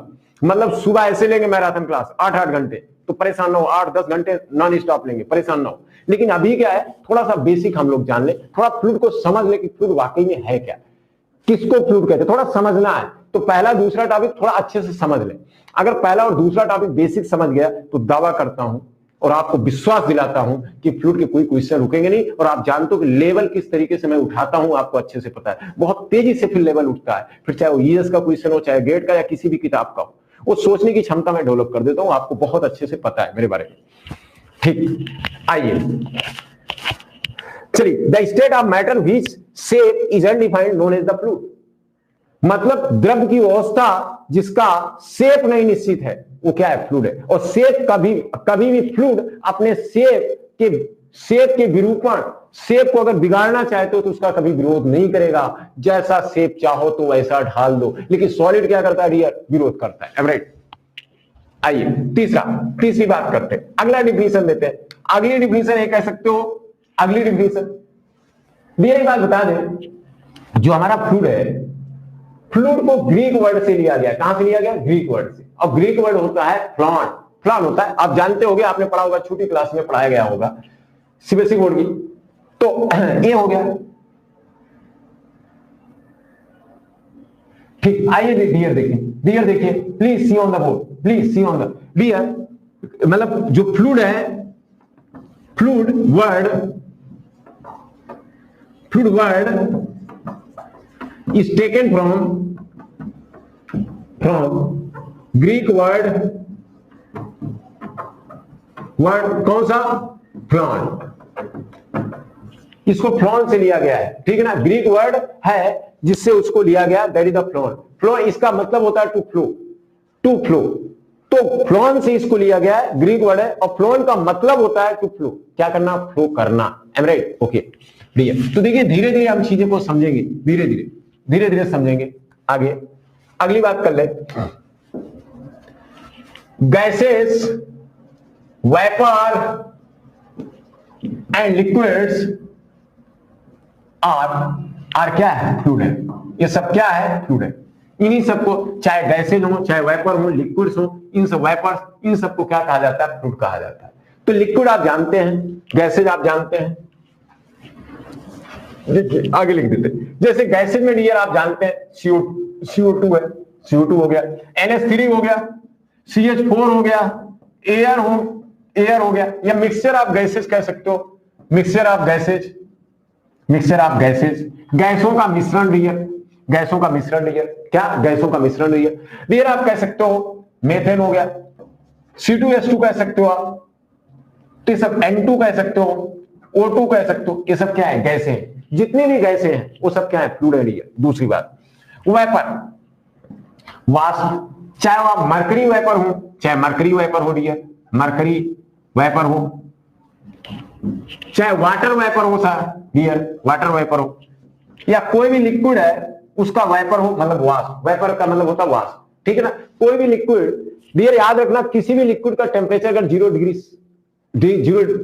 केल्विन से ज्यादा है तो धीरे धीरे क्या होता है? वेपराइज होता है, अपने आप वेपराइज होता है। तो कहने का मरकरी वेपर या वाटर। और बता दें कि वेपर जो होता है डियर, वेपराइज होना, जब कहीं लिक्विड रखा रहता है तो उसकी जो ऊपर वाली सतह धीरे धीरे क्या होती रहती? वेपराइज होती रहती। मतलब उसके मॉलिक्यूल्स किस में जाते रहते? गैसियस स्टेट में जाते रहते। वो कहीं सराउंडिंग से क्या करते हैं? सराउंडिंग से वो हीट लेते हैं और हीट लेके वो क्या करते रहते हैं? सतह वाले मॉलिक्यूल्स क्या करते रहते हैं? वेपराइज होते रहते हैं, राइट?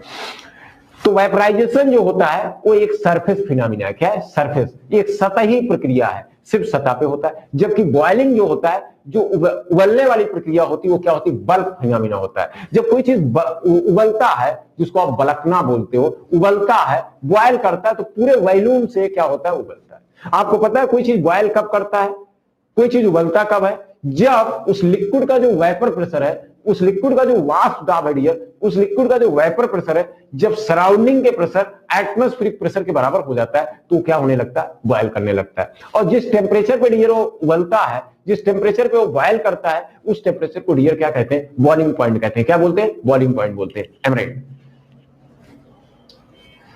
आइए तो डियर देखते हैं, डियर मरकरी, डियर अब वेपर की बात हो गई। लिक्विड में देखिए डियर बहुत सारे लिक्विड है, आप बात कर लेते हैं। तो देखिए इसमें न्यूटोनियन फ्लूइड भी आते हैं,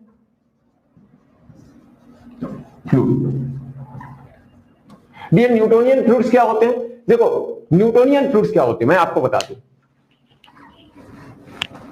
न्यूटोनियन फ्लूइड्स क्या होते हैं? देखो डियर, एक्चुअली में क्या है, न्यूटन साहब ने एक नियम दिया था।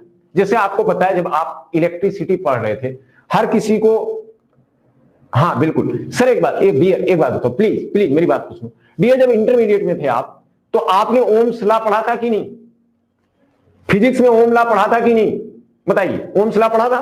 तो वहां पे आपने सुना होगा ओहमिक चालक पढ़ा था कि नहीं? ओहमिक कंडक्टर पढ़ा था कि नहीं? ओहमिक कंडक्टर पढ़ा था, और नॉन ओहमिक कंडक्टर पढ़ा था आपने।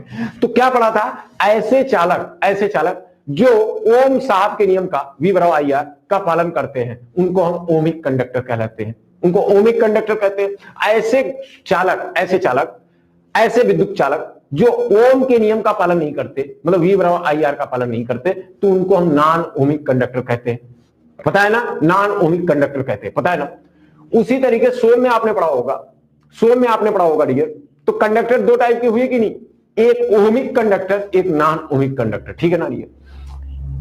ओके, जैसे भारत में रहने वाले को, या हम कहें जौनपुर में रहने वालों को जौनपुरी बोला जाता है, सुल्तानपुर में रहने वाले को सुल्तानपुरी बोला जाता है ना। इसी तरीके से जो ओम साहब के नियम का पालन करते हैं, उनको हम ओमिक कंडक्टर कहते हैं, और जो ओम साहब के नियम का पालन नहीं करते, उनको हम क्या कहते हैं? Non ohmic. जैसे अगर मुस्लिम संप्रदाय में हम बात करें, हम तो जो मोहम्मद साहब की बातों को तुरंत मान लिए थे, उनकी कही गई बातों को मान लिए डायरेक्ट, उनको हम सुन्नी बोलते हैं। जो थोड़ा बाद में माने, उसको हम क्या बोलते हैं? शिया बोलते हैं। तो जैसे वहां पे दो तरीके से किसी की बात को, किसी के नियम को अगर कोई फॉलो करता है, तो देखिए हम क्या बोल रहे हैं। इसी तरीके से डियर, हम अगर बात करें आपसे, जस्ट लाइक इसी तरीके से हम बात करें कि जो ओम साहब के नियम का पालन करते हैं, उनको हम ओमिक कंडक्टर कहते हैं, और जो कंडक्टर ओम साहब के नियम का पालन नहीं करते हैं, उनको नॉन ओमिक कंडक्टर बोलते हैं। इसी तरीके से जो सॉलिड मटेरियल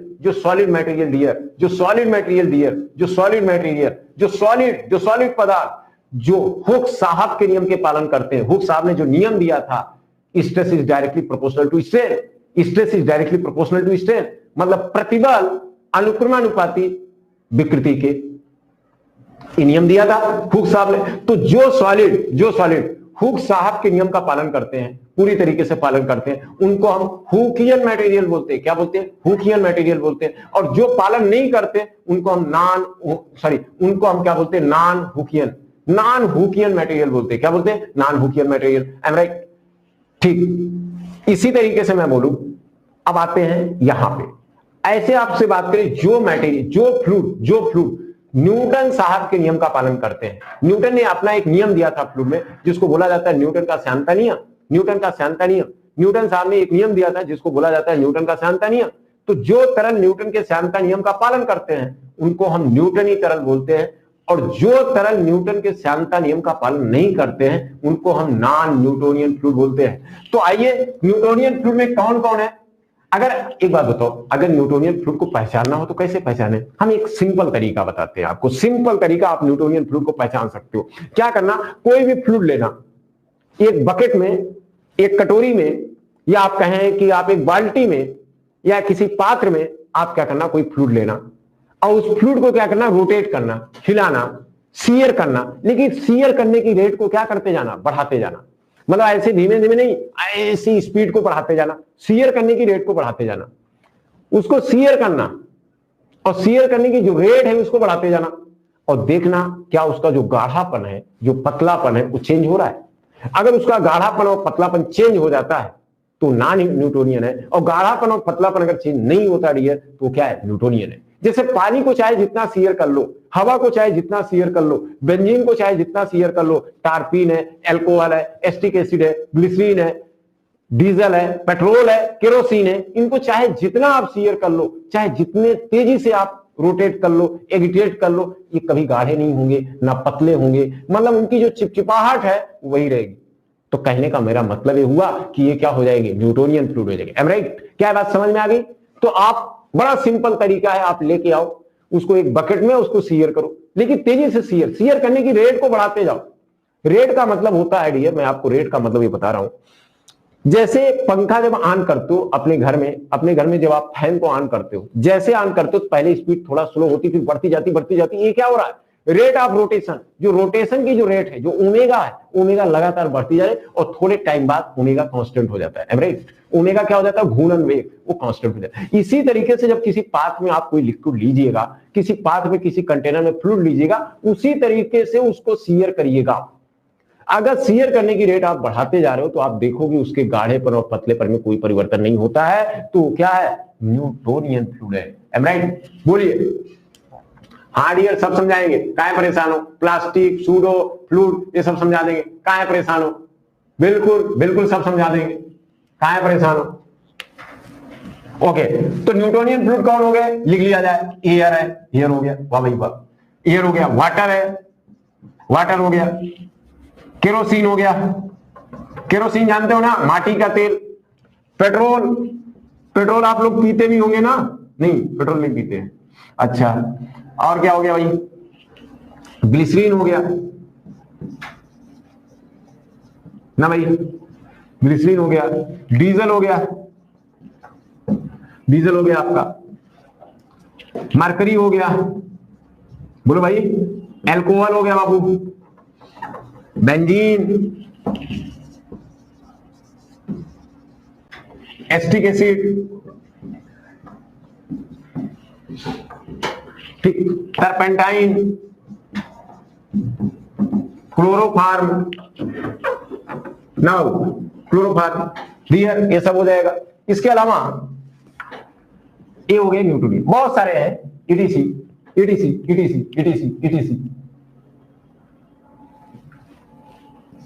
ऐसे बहुत सारे हैं ना, ऐसे बहुत सारे हो जाएंगे। अच्छा, नॉन न्यूटोनियन में आ जाए। नॉन न्यूटोनियन फ्लूइड्स, ऐसे फ्लूइड्स होते हैं डियर, ऐसे फ्लूइड्स होते हैं। नॉन न्यूटोनियन फ्लूइड्स ऐसे होते हैं, मैंने अभी कहा कि अगर उन पर रेट ऑफ शियर स्ट्रेन मतलब शियर करने की रेट को अगर बढ़ा दिया जाए तो ये क्या होने लगते हैं डियर, ये पतले होने लगते हैं या तो गाढ़े होने लगते हैं। क्या होने लगते हैं, पतले या गाढ़े। मतलब उनका गाढ़ापन या पतलापन क्या होने लगता है डियर, चेंज होने लगता है। कभी आप पेंट लेके आए होंगे, आपको पता होगा जब हम पेंट करना चाहते हैं तो डिब्बे में जब डालते हैं ब्रश, तो क्या होता है, बहुत अच्छे से उससे पेंट निकाल के जब चलाते हैं तो बहुत अच्छे से डियर नहीं चलता है क्योंकि वो गाढ़ा रहता है। तो मैं शियर करने के बाद जब उसको हिला लेते हैं, जब शियर कर लेते हैं तो देखते पतला हो जाता है। उसके बाद बहुत अच्छी उसकी फ्लूइडिटी क्या होती है डियर, बढ़ जाती है, तरलता उसकी बढ़ जाती है। श्यानता क्या है, जो गाढ़ापन है वो एक प्रकार से घट जाता है। जो रेजिस्टेंस है, जो फ्लो में जो दिक्कत हो रही है, जो फ्लो में दिक्कत हो रही है वो कम हो जाती है और फ्लूइडिटी क्या होती है, बढ़ जाती है। मेरी बात समझ में आएगी। इसीलिए कहा जाता है कि जो विस्कोसिटी है वो रेसिप्रोकल है फ्लूइडिटी का। श्यानता तरलता का प्रतिलोम है, श्यानता तरलता का क्या है, प्रतिलोम है। Viscosity is the reciprocal of fluidity. ठीक है ना भाई, ओके। तो आखिर में इसी तरीके से आप देखते हो कि बहुत सारे ऐसे सिरप्स आते हैं जो उसको हम क्या करते हैं, पहले सीयर करते हैं तब उसको पीते हैं। तो सीयर करने से क्या होती है, वो पतले हो जाते हैं, विस्कोसिटी उसकी घट जाती है। तो कहने का मेरा मतलब ये हुआ, बहुत सारे ऐसे फ्लूइड आपको मिलेंगे जिनको हम सीयर करने हैं तो पतले हो जाते हैं। जैसे पॉलीमर सॉल्यूशन भी है, पॉलीमर सॉल्यूशन है, कोलाइडल सॉल्यूशन है, पेपर पल्प है, पेपर पल्प है, पॉलीमर सॉल्यूशन है, कोलाइडल सॉल्यूशन है, पेपर पल्प है, सस्पेंशन पेंट है, रबर सॉल्यूशन है। तो ये सब आपके क्या है, जस्ट लाइक क्या है, अगर इनको हम सीयर करते हैं तो ये क्या होने लगते हैं, पतले। कुछ ऐसे हैं जो गाढ़े होने लगते हैं। तो कहने का मतलब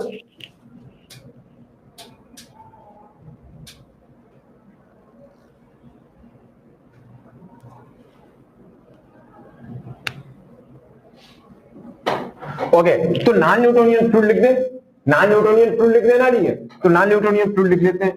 पेंट हो गए, पेंट है, पेस्ट है, जेली है, ठीक है, केमिकल सॉल्यूशंस हैं, काफी केमिकल सॉल्यूशंस हो गए, कोलाइडल सॉल्यूशन है, बटर है, कुछ हम आपको बता दे रहे हैं, बटर है, नेल पॉलिश है, प्रिंटिंग इंक है। कुछ आपको इसलिए बता दे रहे हैं ताकि आप जानते रहिए। प्रिंटिंग इंक है, बटर है, कर्ड है, दही है, कर्ड, आप लोग कर्ड खाए होंगे, कर्ड है, ब्लड है डियर, ब्लड, मिल्क है, दूध है। तो ये सब के सब क्या है, जस्ट, हाँ माठा, बिल्कुल सही कह रहे हो, माठा। तो ठंडी माठा मत पी लेना। आइए, मिल्क है, लिपस्टिक है, ठीक, हेयर जेल है, हेयर जेल, हेयर जेल लगाते हो ना, तो जो हेयर जेल है, ये सब के सब डियर क्या है, ये सब के सब इस तरीके से जितने पेंट है, पेस्ट है, ये सब डियर क्या है, ईटीसी। और इसी में लिख देते हैं molten chocolate, molten chocolate, chocolate. गलित अवस्था वाला जो चॉकलेट है, बहुत जो गलित अवस्था वाला चॉकलेट है वो भी इसी में आ जाता है। ड्रिलिंग मड है, ड्रिलिंग मड, ड्रिलिंग मड है, ड्रिलिंग मड। जब बोरिंग होती है, खुदाई होती है डियर, तो वहां से मड आता है, वो मड भी है। वाटर स्लज है, वाटर स्लज है, वाटर स्लज है डियर। जो सीवेज उवेज आप देखते हो, कचरा, वो भी इसी का एग्जाम्पल है, ठीक है ना। जो गांव में आप देखे होगी, जो तालाब होता है, तालाब के किनारे जो मिट्टी होती काली, जो लोग लेके आते हैं, गांव की औरतें लेके आती हैं, जो भी वहां से लेके मिट्टी लेके आते हैं, जो गीली टाइप की मिट्टी होती है, उसके पुताई उताई करते हैं, वो भी क्या है, इसी टाइप का है, ठीक है ना। क्ले हो गया आपका। तो इस तरीके से तमाम एग्जाम्पल आपको मिलेंगे। टूथपेस्ट यार, टूथपेस्ट डियर, टूथपेस्ट भी है इसी में। तो इस तरीके से देखा जाए बहुत सारे एग्जाम्पल्स आपको नेचर में मिलेंगे जो न्यूटोनियन है, नॉन न्यूटोनियन है। न्यूटोनियन में है आपने देख लिया, नॉन न्यूटोनियन देख लिया। तो अगर बात करें तो हम जो एग्जाम्पल की बात कर रहे थे, तो हमारे नेचर में देख रहे थे कुछ जितने भी फ्लूइड है इस दुनिया में, जितने भी फ्लूइड है, या तो न्यूटोनियन होंगे या तो नॉन न्यूटोनियन होंगे, या तो लिक्विड में होंगे या तो गैस में होंगे। भाई फ्लूइड दो ही प्रकार से हो सकते हैं, या तो लिक्विड होंगे या तो गैस होंगे। पहली बात, लिक्विड क्या है, गैस है, आप समझिए। दूसरा आप कह सकते हो नेचर में जितने भी फ्लूइड है न्यूटन्स लॉ ऑफ विस्कोसिटी के आधार पर जो पालन करते हैं वो न्यूटोनियन फ्लूइड है, जो नहीं पालन करते हो नॉन न्यूटोनियन फ्लूइड है। ये दूसरी बात होगी, मेरी बात समझ में। तीसरा आप कह सकते हो इस नेचर में जितने भी तरल पाए जाते हैं वो सब वास्तविक तरल है। तीसरा पॉइंट भी आप कह सकते हो कि इस दुनिया में जितने तरल पाए जाते हैं वो सब के सब क्या वास्तविक तरल रियल फ्लूइड है, या उन्हीं को हम प्रैक्टिकल फ्लूइड बोलते हैं। मेरे आसपास इस नेचर में जो चीजें बहती हुई दिख जाए, जिनके अंदर बहने का गुण हो, जिन पे थोड़ा सा भी शियर फोर्स लगाए उनका डिफॉर्मेशन शुरू हो जाए, इस दुनिया में जितने भी चीजें दिख रही तो सब क्या वास्तविक तरल है क्योंकि हम देख ले रहे हैं, या उन्हीं को प्रैक्टिकल फ्लूइड बोलते हैं, व्यवहारिक तरल बोलते हैं। हाँ ग्लू भी है, ठीक है, ये चीजें लिख लिए ना। हाँ अवधेश कुमार बिल्कुल मशीन पढ़ाएंगे, थोड़ा सा धैर्य रखिए, बहुत तेजी से पढ़ाएंगे। क्या है परेशान है, देखिए घी आ गया, ब्लड, यस सर, ग्लू, ठीक है भाई, सब लोग बता रहे हैं ग्लू है, माठा है। हाँ मशीन पढ़ाएंगे, जल्दी पढ़ाएंगे, परेशान ना हो, पढ़ाएंगे। तो मैंने आपको बताया जिन लोगों ने अभी एसएससी जेईई का रिजल्ट आया है, सॉरी रिजल्ट नहीं आया है, उनकी मार्क्स पता चल रहे हैं, तो जिनके मार्क्स 110 से ऊपर है डियर, 110 से ऊपर है, 110 प्लस है या 100 प्लस है, वो लोग ऑफिस में संपर्क कर लें, अपना रजिस्ट्रेशन करा दें। 2 जनवरी से उनकी लाइव क्लासेस, सॉरी उनकी जो 2 जनवरी से उनकी एसएससी मेंस की क्लासेस शुरू हो रही। 2 जनवरी से शाम को 4 बजे से 8 बजे तक डियर, शाम 4 बजे से 8 बजे तक डेली 4 घंटे की क्लास है। 4 घंटे की क्लास चलेगी। वो इस नंबर पर संपर्क कर सकते हैं, अपनी बात करें 9454951003। एसएससी जेईई मेंस 2019-20 जिन बच्चों ने लगभग 100 प्लस मार्क्स पाए हैं वो आके सीधा कोचिंग में संपर्क कर ले, ऑफिस में संपर्क कर ले, या इस नंबर पे फोन कर ले। इस संपर्क समझ रहे हैं, बिल्कुल आप लोगों को बधाई, 115 135 सबको बधाई। 9454951003 इस पे संपर्क कर लें। एसएससी जेईई मेंस का बैच 2 जनवरी को शाम 4 बजे से 8 बजे डेली 4 घंटे की क्लास चलेगी, और इंडिया के टॉप मोस्ट फैकल्टी आ रहे हैं, जो भी हमारे जानने वाले हैं, जो टॉप मोस्ट फैकल्टी उनको इनवाइट किया गया है। वो आपको क्या करेंगे, ज्यादा से ज्यादा प्रैक्टिस प्रॉब्लम कराएंगे, बड़े से बड़े क्वेश्चन, आपको किस तरीके से कन्वेंशनल क्वेश्चन सॉल्व करना है, कन्वेंशनल क्वेश्चन कैसे सॉल्व करना है, कैसे मेंस में कॉपी लिखें ताकि नंबर अच्छे पाए, ज्यादा से ज्यादा वो प्रैक्टिस कराएंगे। तो जो भी विद्यार्थी जुड़े हैं, कोई भी, चाहे वो मेरी संस्था का हो या कहीं का विद्यार्थी हो, जुड़ सकता है। फ्री ऑफ कास्ट, एक भी चार्ज नहीं, कोई चार्ज नहीं है, फ्री ऑफ कास्ट हम पढ़ाएंगे। हमारी फैकल्टी फ्री ऑफ कास्ट पढ़ाएगी। आपको पता है एक्सीलेंट हमेशा विद्यार्थियों की सेवा के लिए हमेशा तत्पर रहती है, तो जरूर कोई भी विद्यार्थी अगर वो मेंस की क्लास करना चाहे तो आ सकता है, कोई भी, free of cost, no charge, free of cost, और वो भी इंडिया के टॉप मोस्ट फैकल्टी पढ़ाएंगे। हाँ कैंपस से बाहर वाला भी आ सकता है, हाँ कोई भी आ सकता है, कोई दिक्कत नहीं, no charge, free of cost. आप इस नंबर पे कॉल कर लें, ठीक है ना, इस नंबर पे कॉल कर सकते हैं, ठीक है ना। ओके आगे चलता हूं, ये ध्यान रखिएगा, अपने दोस्तों से बता दीजिएगा, इसलिए मैं बीच बीच में बता दे रहा हूं ताकि आपको जानकारी होती रहे। डियर, तो आज मैंने देखा डियर कि फ्लूइड के बारे में देख लिया, कि फ्लूइड के बारे में क्लियर हुआ। क्या आज आपको कुछ समझ में आया? जल्दी से बताएं, कुछ क्लियरिटी आई? जल्दी से बताइए, और अपने दोस्तों से बता दीजिए कि देखो लाइव क्लास लेने में मजा आता है, तो अपने दोस्तों को बताइए कि जो डेली लाइव क्लास किया करे, ज्यादा मजा आएगा, ठीक है ना। तो मजा आया, आज कुछ सीखने को मिला? अगर सीखने को मिला, समझ में आया, क्या इसी तरीके से हिंदी और इंग्लिश दोनों लैंग्वेज में इसी तरीके से पढ़ाएं? कोई दिक्कत तो नहीं है? समझ में आ रहा ना? इसी तरीके से हिंदी और इंग्लिश दोनों लैंग्वेज में बात करें आपसे। अगर आपको अच्छा लग रहा है तो आप थम्स अप करके मेरे को बता दीजिए। अगर फिर भी कोई दिक्कत होगी डियर, तो मेरा नंबर है, इस नंबर पे मेरे को व्हाट्सअप कर दीजिएगा, या मेरे को व्हाट्सअप कर दीजिएगा अगर कोई समस्या है। लेकिन जरूर नीचे लिखिएगा यूट्यूब, अपना नाम लिखिए ना लिखिए, लेकिन अपनी समस्या इस पे हमको मैसेज करिएगा और यूट्यूब लिख दीजिएगा, तो मैं समझ जाऊंगा, ठीक है ना डियर। मैं समझ जाऊंगा आप क्या कहना चाह रहे हैं। कोई भी दिक्कत हो रही हिंदी इंग्लिश लैंग्वेज में, कोई चीज समझने में, तो हमको जरूर बताइएगा। इस नंबर पे आप मैसेज करके यूट्यूब लिख दीजिएगा। ठीक है, इजाजत दीजिए, हम चलें, अपना ख्याल रखिएगा, कल फिर मिलते हैं नए एनर्जी के साथ। Thank you.